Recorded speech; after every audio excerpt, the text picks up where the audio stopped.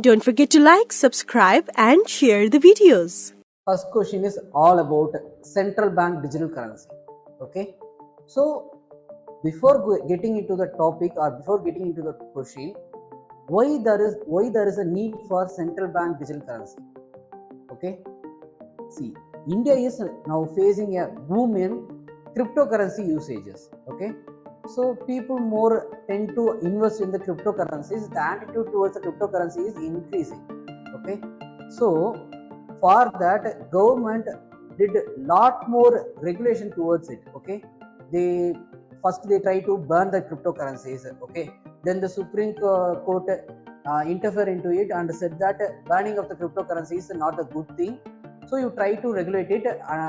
So by that they adapted a committee called as Ganesh IAS Committee. Okay, so in the progress they come with the idea is known as central bank digital currency. Okay, so before getting into the question, you have to clearly know about what is about central bank digital currency, what about cryptocurrencies, what is the difference between the digital transaction and this virtual currencies and cryptocurrencies. Okay, without knowing this you can't easily answer these kinds of questions. Okay, so these are some basic things you have to know. Okay, so we are going to discuss about that. First of all, I just made a comparison between what about the UPI transaction and what about central bank digital currency, and then what about the cryptocurrencies. Okay, I'm going to compare all these three things. Okay, first, what is about the UPI payment? See, in UPI payment you are making a transaction towards a buyer. Okay, you are making a transaction towards someone. Okay, by just using a QR code or the contact number or UPI ID, you are making a transaction. Okay, in which what will happen is, see, considered person A is doing a transaction. Okay, he is sending a money of 100 rupees to B. Okay, so in this scenario what will happen is, from my bank account, okay, the money is going to debited and the money is credited to the person B's bank account. Okay, this is going to happen virtually. What I see is, I am doing a transaction, the message will be pop up to me as 100 rupees debited from your account, and for the person B it will show us that 100 rupees is credited to your account. Okay, so in the normal scenario this will happen, but what the thing is happen in the back end is, my money from my bank account is debited. Okay, and it will be credited to person's B's account. Okay, in real time manner, in physical manner. Okay, at the end of the day transaction, they in bank they will say is as EOD. Okay, end of the day. Okay, in that they will look into my account that I made a transaction of 100 rupees towards B, so they will transfer my money from my account towards a person B. Okay, that will happen. So physically money will transferred.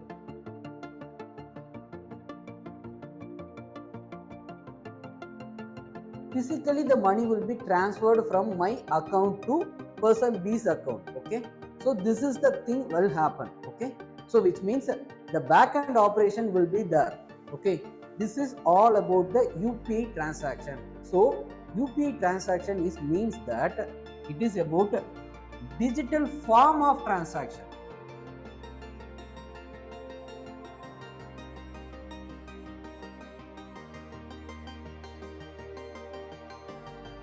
Okay, it is a digital form or a digital way of transaction. Okay, which doesn't means that it is a digital currency. Okay, that is the prime thing you have to know. Okay, so if you are going to transact any amount with UPI ID, means you are not doing digital currency transaction, you are doing a digital way of transaction, the mode of transaction in the digital form. Okay, normally you will just give a money from your wallet or from your pocket. Okay, that is happening in this thing. Okay, but in a virtual manner. Okay, that doesn't mean that you are making a transaction through UPI, means it is not a digital currency transaction. Okay, that is the first thing you have to know. Okay, then what about the CBDC? Okay, then comes the main thing is called as central bank digital currency. Okay, so CBDC, which means in the UPI transaction you have a bank account, from that bank account the transaction happened. Okay, but here you will have a e-wallet, okay, in which you have a e-rupee. Okay, so if you are making any transaction from A to B, means from my e-wallet the money is debited and the money is credited to the person B, that is also in the e-wallet. Here there is nothing will be happens in the back end. Okay, it is a real time transaction. Okay, when it comes to UPI transaction, it is not a real time transaction, the process have to happen in the back end.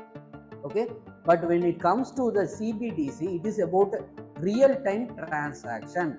Okay, so it is same as the like that of you are taking a money from your wallet and you are putting a money into person B's wallet. Okay, so here there is nothing need of, there is no need of any back end transaction or the back end activities of the banks. Okay, so CBDC is totally different from the UPI payment method. Okay, so UPI is one of the payment method. Okay, it is one of the way of it is or one of the mode of transaction method. Okay, but CBDC is totally different. Okay, so in this process it is a real time transaction of money. Okay, so that is the prime thing you have to know about what is CBDC. Okay, so see, at this time government is trying to make it as possible. Okay, so they are did some pilot project in Mumbai and Delhi. Okay, so they are doing some pilot projects related to CBDC, whether this is possible or not. Okay, so it is all about in the infant stage. Okay, there may be some issues also happens. Okay, so they will try to adapt this thing. Okay, they are in the process. Okay, they are in the progress of try to adapt this new form of digital transaction. Okay, digital currency. Okay, in UPI it is all about digital way of transaction only, but it is a digital currency.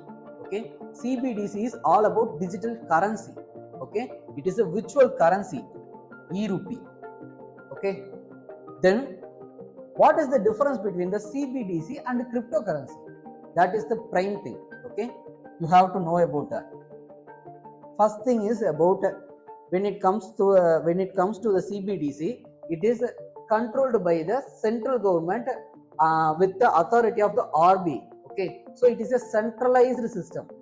Okay, but when it comes to cryptocurrency, it is decentralized system and it's run on the technology called blockchain technology.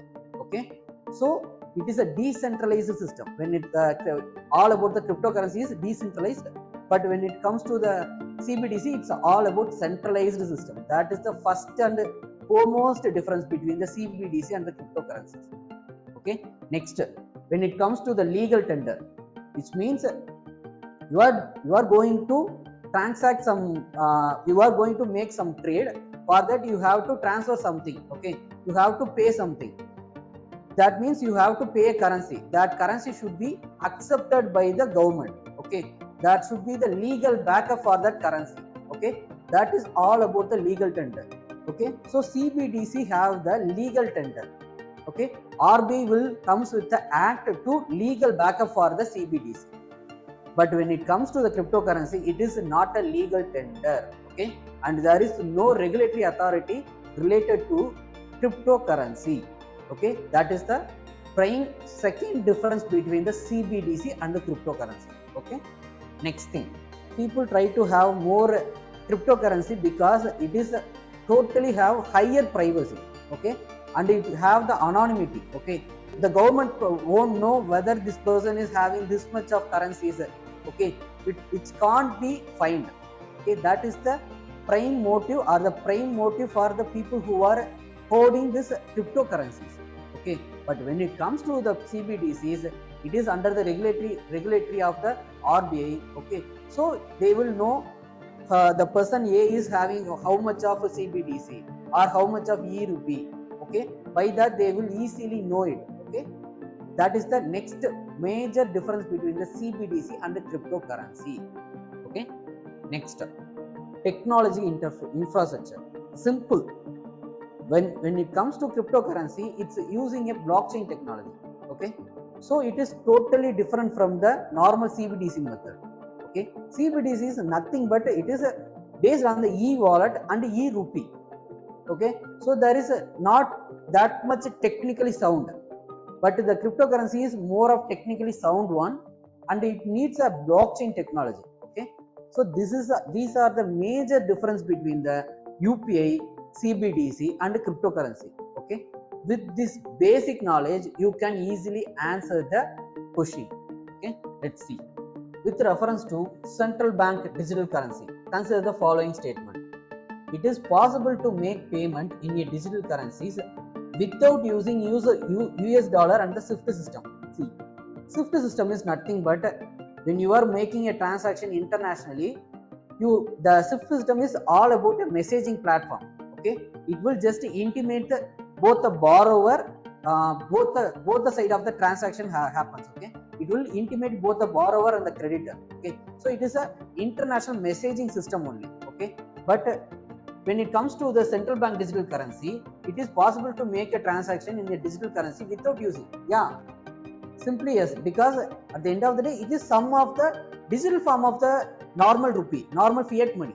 Okay, so the statement one is correct. Okay, because it is e-rupee is nothing but the digital form or electronic form of the normal fiat currency. Okay, so that doesn't need that US dollar or SWIFT system of transaction method. Okay, so the first statement is correct. Next is a digital currency can be distributed with the conditions programmed into it, such as a time frame for spending it. Yes, that is also happen, because it is all about the e-wallet and the e-rupee. Okay, so they may place a time frame for the money. Okay, so within 30 days you have to spend. Okay, likewise there may be the time frame also, they can make it. Okay, so that is also possible. Okay, so both the statements are correct. So the answer is C. Okay, the answer is both 1 and 2. Okay, so in my point of view, this kinds of question is more easy one, because it is already in news. Okay, CBDC is already in news. So if you have a basic knowledge about the CBDC means, you can easily answer these kinds of questions. Okay, okay, let's try to know about the source of the question. See, e-rupee yet to take off in a big way. Okay, so they are speaking about the central bank digital currency only. Okay, so it is a direct current affair.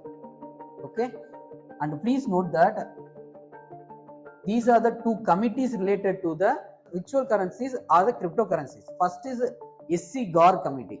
Okay, Subhash Chandra Gar committee. Okay, this committee said that burning of the cryptocurrency, they recommended it. Okay, based on which the government went to burn the cryptocurrencies, but Supreme Court ordered it against to this committee's recommendations and the government action.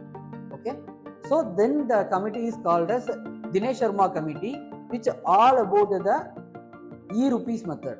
Okay, so it is about to find the existing framework, whether it is compatible to the new kinds of currency or a e-rupees or a virtual currency. Okay, they are all about finding the compatibility for the or a framework that are present in the present day. Okay, what are the things that are present for the regulations of the virtual currencies? Okay, so they just try to find that thing. That committee is called as Dinesh Sharma committee. These two committees are important. Try to memorize it. Okay, first is SC Gar committee and second is Dinesh Sharma committee. Okay.